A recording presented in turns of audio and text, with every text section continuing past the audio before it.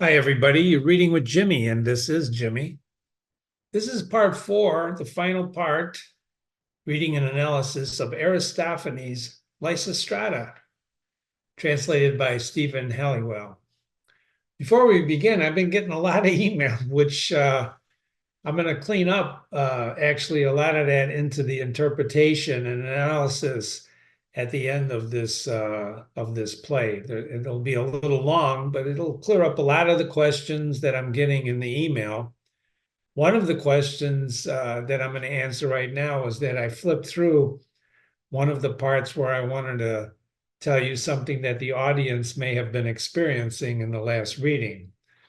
This is when Canisius and his wife, where he was trying to make love to his wife, and his wife, like the Marx Brothers, was putting him off. And what you saw here was he's saying desperately, "It's been so long, please lie down." If you remember this, "I can't, and yet I won't deny I love you." And the baby's there, he gets the baby. So there's a little footnote here in what the translator said that was happening, pardon me, is that the audience would have been reminded of Hera and Zeus in a scene from the Iliad. Now, I remember I told you when we began, this is a play that was done 4,000 years ago, a lot of mythology, a lot of heroes, a lot of stories, and the audience was well aware of these things. So in this scene here, the translator is guessing, speculating that, and you remember what happens here. He never gets to make love to Maureen, his wife. Um, but they would have been reminded about Zeus and Hera making love. And this is from a book from the Iliad, which is a great long epic poem by Homer. Theoretically, it was never written by Homer, but he used to recite it. In any case, this is from the translation of Hera and Zeus making love. Meanwhile, and so they would have been reminded of this scene by watching this scene. Meanwhile, Hera soon reached Gargar's slums, etc. Zeus, the cloud driver. You see, the cloud driver. These adjectives used around the names of people in the Iliad is common in these epic poems. We're going to read one day Beowulf, which uses the same technique of adjectives around names. So Hera, he's standing there. He called to her, "Hera, what brings you speeding from Olympus?" And she says artfully that I'm going to visit Oceanus and Mother, and because they haven't, and she wants to bring them together. Zeus, the cloud driver, answered, "Before I do that, here's some other things from the adjectives around some of the people in the Iliad. Agamemnon, Lord of Men, noble Hector, Zeus, the cloud gatherer, Zeus, the cloud driver." You see that? So these adjectives were enhancing and reminding people, because these were spoken, not written. We're reading them now because somebody wrote them down and translated them, but they were usually spoken. So the narrator who was speaking the epic poem would recite Zeus, the cloud driver, answered, he'd give it a little drama. So he tells her as she's doing this, "Hera, you shall go, but go later. For now, let us taste the joys of love. For never has such desire for goddess or mortal woman ever gripped or overwhelmed my heart." So you can see why this might remind the audience of Lysistrata, what's going on here, because wants to make love to his wife Hera.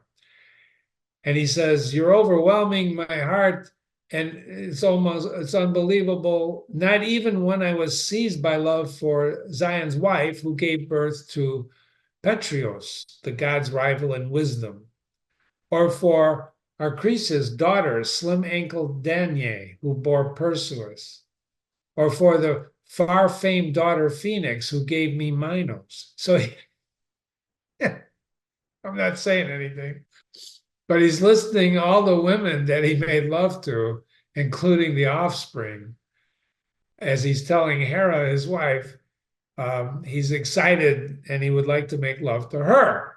Now, I don't know if you do that these days, but he's doing it because he's Zeus, I guess. I don't know. And godlike Ramadasis, or for Salome, the mother of Dionysus, who brings men joy, or for Alceme at Thebes, whose son was the lion-hearted Hercules.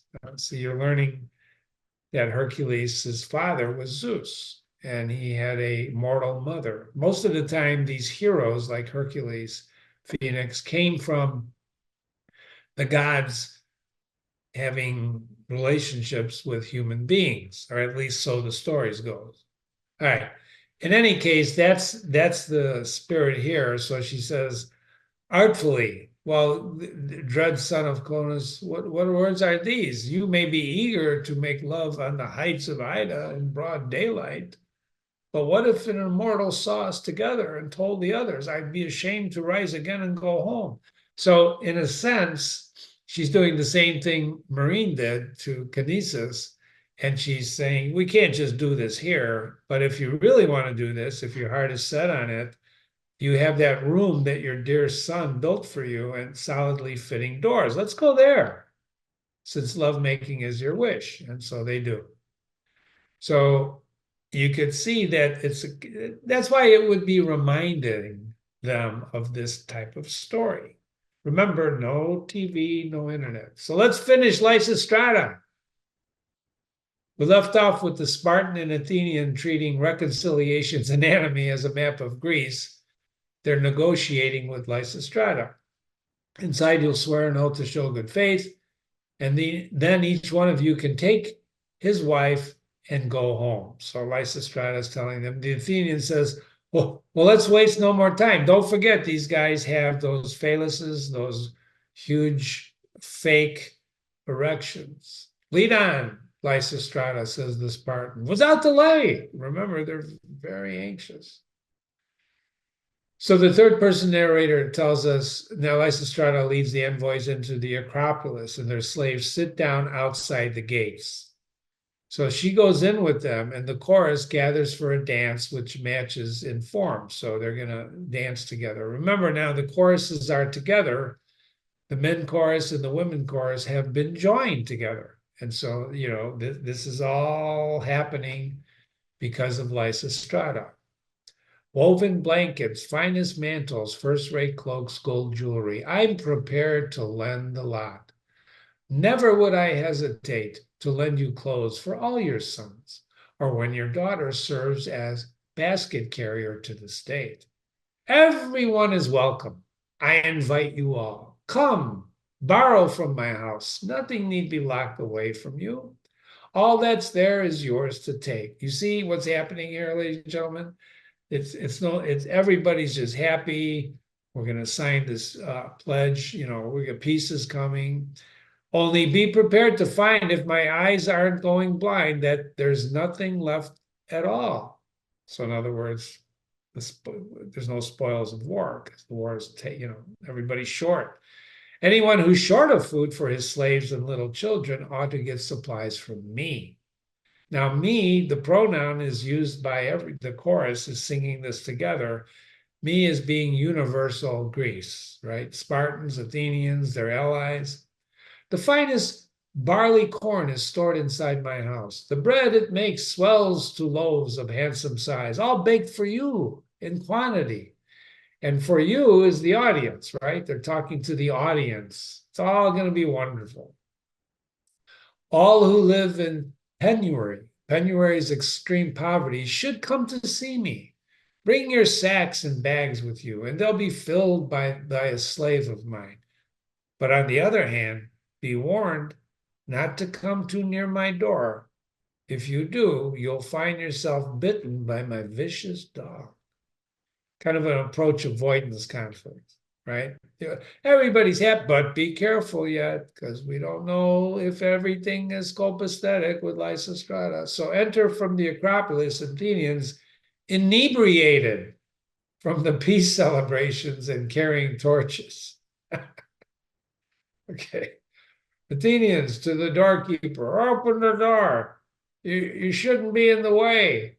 To the slaves, get up, you lot. Don't tell me I need to I'll singe your hair with my torch. To the audience, a vulgar old routine to burn the hair of a slave, right?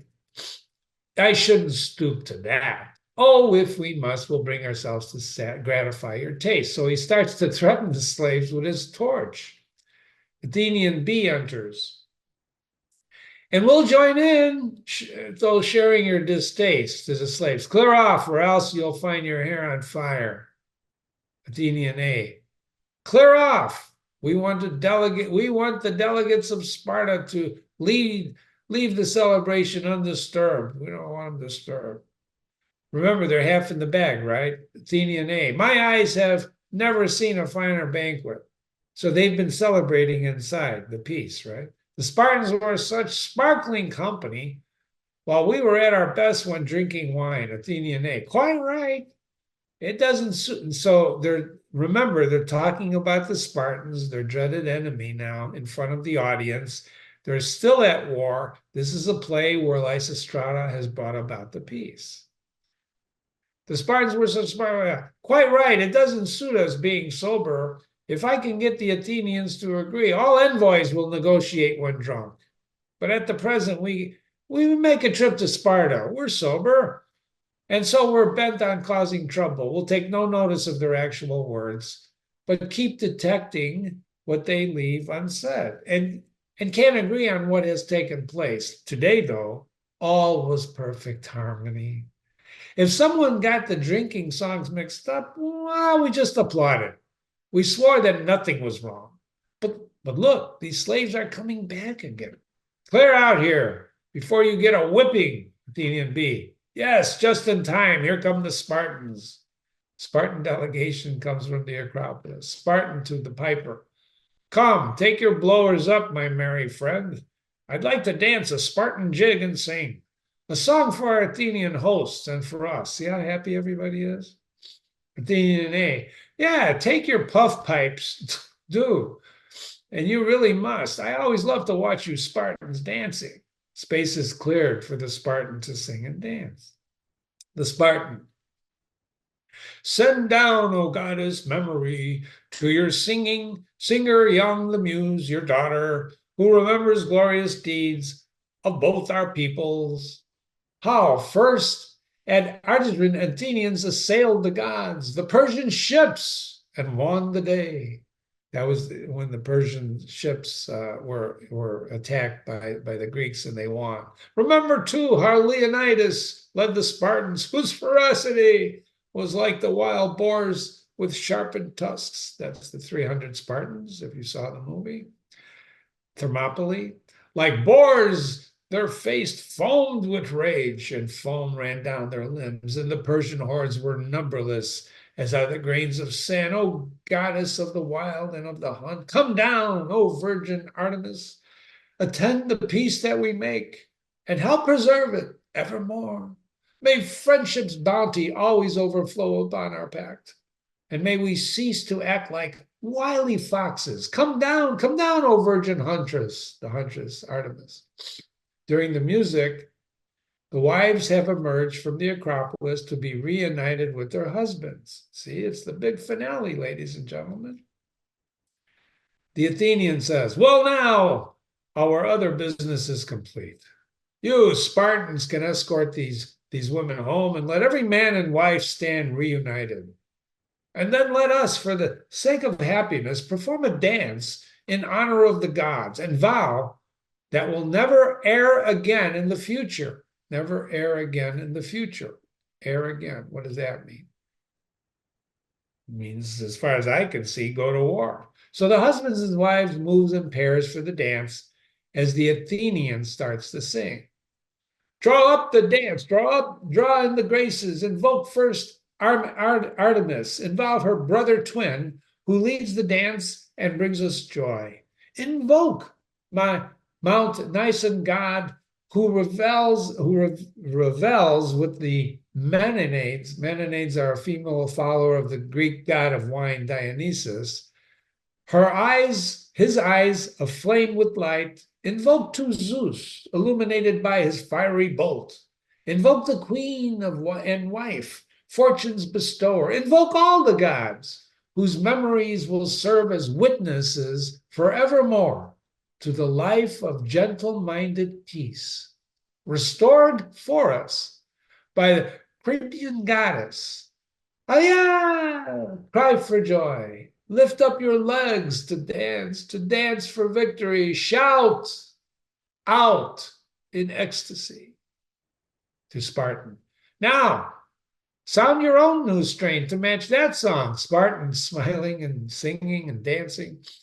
Leaving the lovely summit of Tegytos, come muse, O Spartan muse, help us to call in fitting fashion on Apollo, the god of Elmachai, and on Athena, goddess of the bronze house shrine, and of the noble Trinai, forgive my mispronunciations, who play besides Erotos banks. Come, tread in time, tread lightly to the dance step.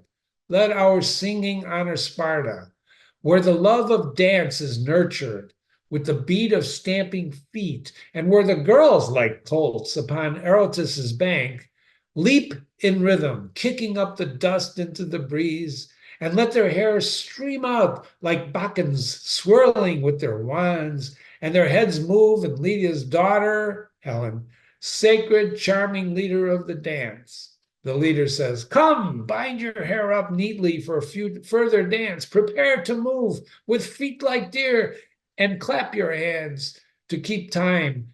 Let's raise a song in honor of the warlike bronze house goddess. And they all leave dancing. Ooh, what an ending.